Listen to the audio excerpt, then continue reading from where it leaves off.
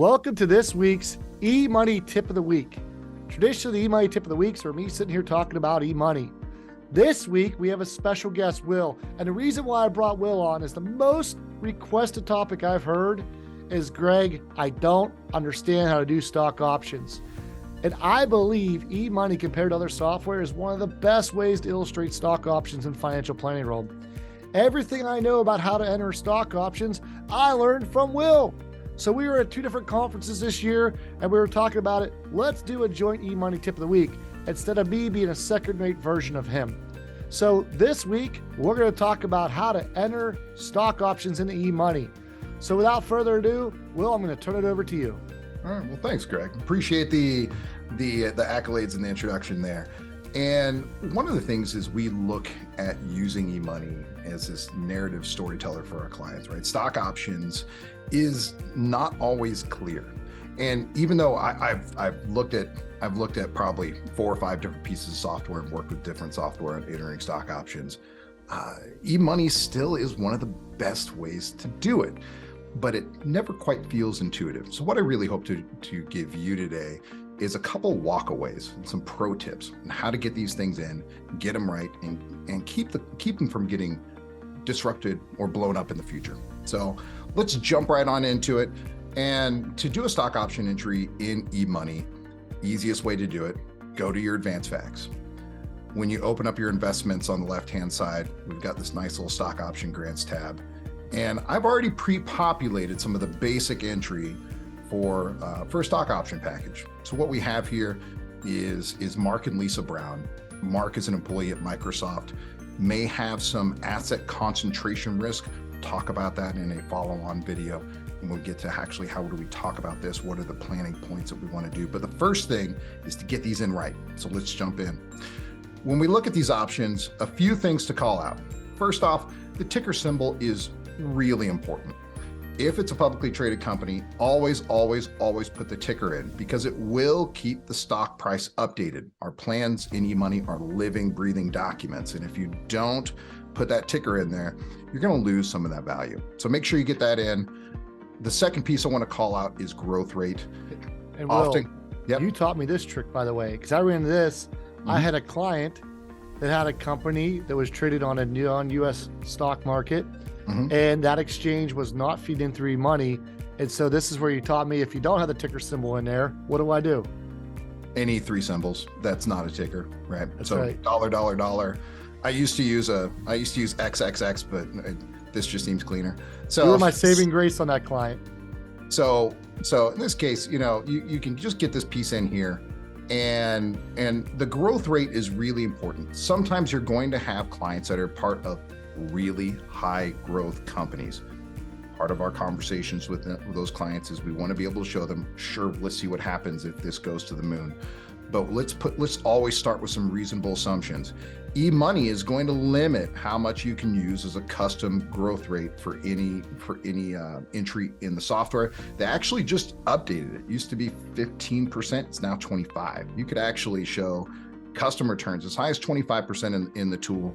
If you have a client that does have some type of very high growth stock that just became public, you can hammer that in there. But let's start with something reasonable and just get in a growth profile for this. That will also help with the Monte Carlo analysis. Will, something that you and I had a discussion about this a couple years ago, just to be careful and just to remind some listeners on this one. If you go with that fixed growth rate, say that 15%, this particular portion when you're running the base plan will not Monte Carlo. But Correct. if you go with one of those growth allocations in there, it's going to Monte Carlo. In other words, if you do an override custom, it's linear. And I was working with a client where you reminded me of that. So that's another great thing I learned from you. Yeah. So we always want to try to use those when possible, again, because that gives you the Monte Carlo results that you're looking for in that predictability analysis in the decision center. But also, showing 25% growth rate on anything may be a little bit pie in the sky. Could very well happen, and you can fold that in a scenario. But let's start with an allocated growth rate, just as a best practice. Last piece in the basic entry is really, really, really important, and that's the cash account.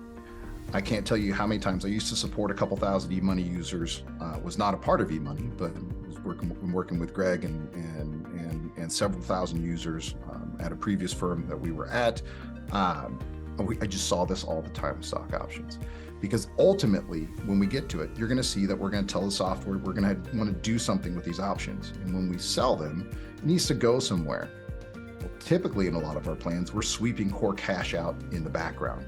And if that's a setting that's happening in your plan and you direct this to core cash, you're going to have a flood of money come in from stock options and immediately get washed out of the plan, not being applied to any goals. So what I really like to do here is pick an account that I feel comfortable with, that and I'm on, and the client and I we're in alignment on what we're going to do with these stock options coming up. Because if we're going to spend them, core cash can be a great option.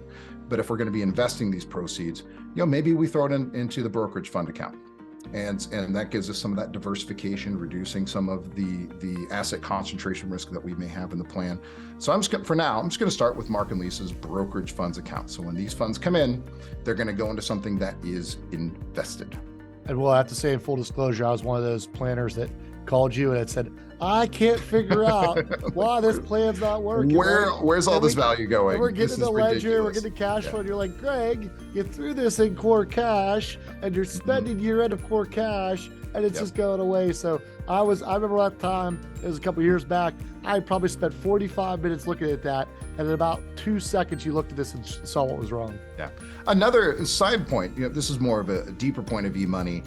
If you do select core cash, it will actually overestimate the taxation. Not by much. It's frankly immaterial to most stock options plans that you're doing, but there's an aspect of the core cash account where they actually overestimate anything. When you direct the stock options in there, you'll see slightly different analysis. Sometimes when you select a manual account, it's going to more likely to be slightly accurate. So we're going to select that. And we're going to save, as we always do when we're flying through this tool. And that's where we're going to stop this eMoney tip of the week. Due to the length of this tip, we're actually going to break this into a 7-part series. Part 2's coming next week, but we'll continue the input when we move into restricted stock units. I can't wait till you see the rest of these tips.